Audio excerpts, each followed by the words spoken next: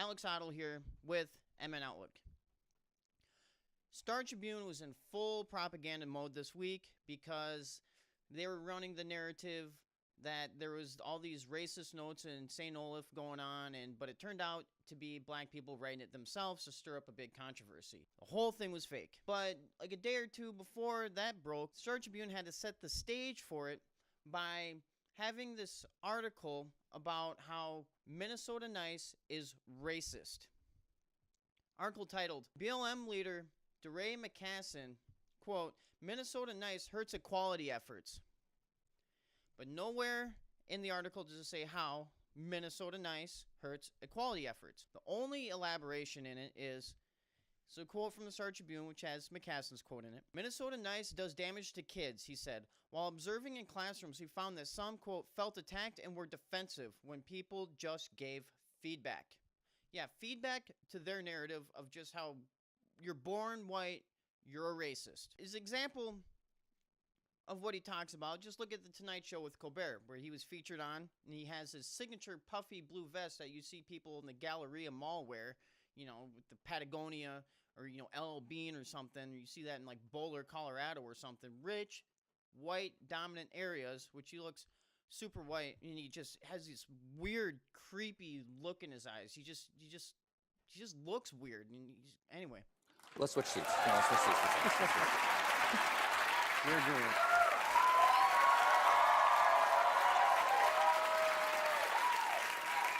So, Deray, is there anything you'd like to ask me about being white? Yeah, I'd love to know what you plan to do now that you understand your whiteness a little better to dismantle it. As you can see in the Colbert video there, he guilted him because he's white. Colbert completely submitted to him. They switched spots on the couch in a symbolic gesture. Be like, I recognize that you're black and you're, I just recognize it. As if that's going to change, everything in the hood and all, just complete food stamp dependency, drug use, gangs, murders, all that. Like, that's going to change a single thing. And Mckesson knows it won't. I mean, he's an Uncle Tom. You notice in the interview, all these, college indoctrinated liberals, they always end their sentences, going up. Impact of racism, the issue of police brutality, culture itself, power to kill people, systemic issues. So you're gonna have to look at it in a historical context of how racial disparities, he just doesn't even know how to talk. Even though white people helped end slavery pretty much for the whole world 150 years ago in a war in the United States, you would think everything would end then. You would think after, end of Jim Crow laws and segregation in the South, things would, look better. But no, there's all these racial disparities that they just have to pick out and choose, and just racism under every rock, under everything you say. And, people are sick of it. But this is why I say Deray Mckesson is just a complete Uncle Tom. This guy was put up in a mansion by money from wealthy donors who donate to George Soros. And if you don't know anything about George Soros, let me just say something here. When he was 14 years old, he helped the Nazis round up hundreds of thousands of Hungarian Jews to the concentration camps. You watched lots of people get shipped off to the death camps. Right. I was 14 years old. And I would say that that's when my character was made. My understanding is that you went out with this protector of yours who swore that you were his adopted godson. Yes. Went out, in fact, and helped in the confiscation of property from the Jews. That's right. Yes. I mean, that sounds like an experience that would send lots of people to the psychiatric couch for many, many years. Was it difficult? Not at all. And Mckesson also worked for the Baltimore Public Schools, where he was getting paid $165,000 a year at his job there. I don't know if you've seen Baltimore lately, but it's a freaking dump. I mean, you want to talk about disparities, working for public schools, probably just pencil pushing, not even doing anything, really. He taught math. Okay. Where is the disparity? You don't see anything with, women teachers, that get paid less and male, whatever, anything. He gets paid $165,000 and the city's freaking broke. And He also worked as senior director of human capital, whatever creepy term that means, for the Minneapolis public schools, where he made a salary of $110,000. And now you see all these articles from the Star Tribune talking about they have to lay off teachers, and it's, they laid off a couple black ones, and it's, super racist of them. Well, maybe if you don't hire made up occupation of human capital senior director, maybe some things like that, won't happen. What a joke. But, according to the Star Tribune, again, they'll tell you that it's all the Republicans who want to cut all this education spending because they just don't like, because they're racist, and because that they don't want kids to be educated. That, if Mckesson was really concerned about black people, because he's one of the leaders and founders of Black Lives Matter, which is proven to be a total fraud.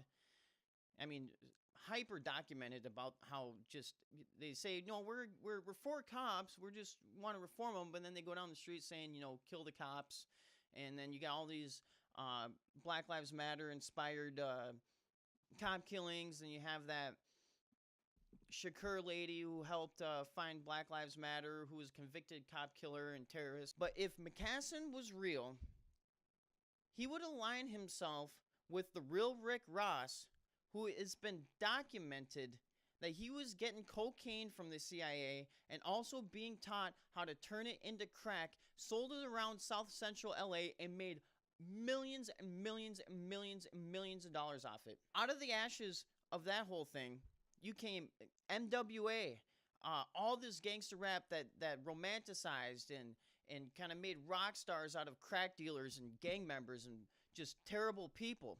That is the social engineering operation. He would be against that. He would be going on speaking tours with Rick Ross, because that's what he does now, telling people about this stuff. But no, it's just it's cops that do like a minuscule amount of murders against black people every year. Like, that is the big epidemic. When you have cities like Chicago, even Minneapolis, you see this stuff all the time. It's terrible, and it's social engineering. It's not the cops. It is Mckesson. He is the Uncle Tom. And also, if he was for real, he would go after the rap industry that influenced so much of this stuff. And all these rappers are on these record labels owned by rich, super rich, wealthy, social engineering, evil white people in Hollywood. Mckesson is the Uncle Tom. He is the Samuel L. Jackson of Django Unchained from people like George Soros and the big Hollywood music industry, rap industry executives that have their subsidiary labels like Death Row and whatever, to make it look like that these are independent labels. They're not independent labels. They are subsidiaries of like Universal, Sony, all these ones. And another thing, this is part of the social engineering operation, he would condemn black people calling themselves the N-word all the time. That is total social engineering from all these rap groups, NWA and Snoop Dogg and all of them, that keep them down a notch. They reinforce it themselves, and they have been taught to do that. Why would you constantly reinforce a negative thing and get pride out of it? It is social engineering. Well, thank you, Star Tribune, for reporting more of this fake news, more of this racial divide. But the good news is people aren't buying it. People are not even, look at your comments section. Every single article is Star Tribune. You report on this, but you don't report on that. Everybody knows. Star Tribune, you are a joke.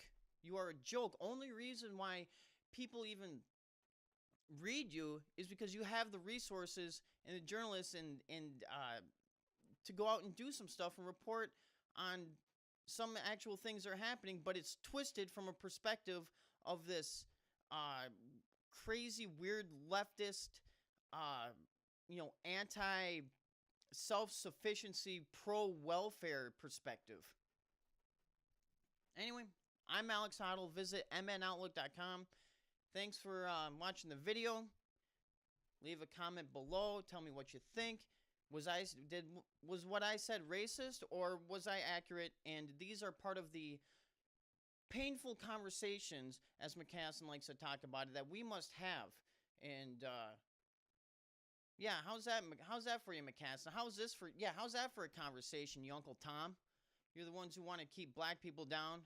You're the ones who want to keep them in the ghettos. You're the ones who want to keep the drug trade alive with them and keep them in gangs and keep them out of school. And that's what you want. And you just want to blame the cops like they're doing it. You totally promote this criminality among the black culture in America, and it's terrible. It's sick. Words don't even describe how. Just look at your eyes. You look like a freaking creep. You're a freaking. You got like you probably mess around with the little kids with that look in your eyes. That's probably why you weren't in that school, man. Because playgrounds attract the pedophiles. I mean, that's probably why it attracted you to the schools. I'm only assuming. I got no evidence of that, but I could just look at your eyes.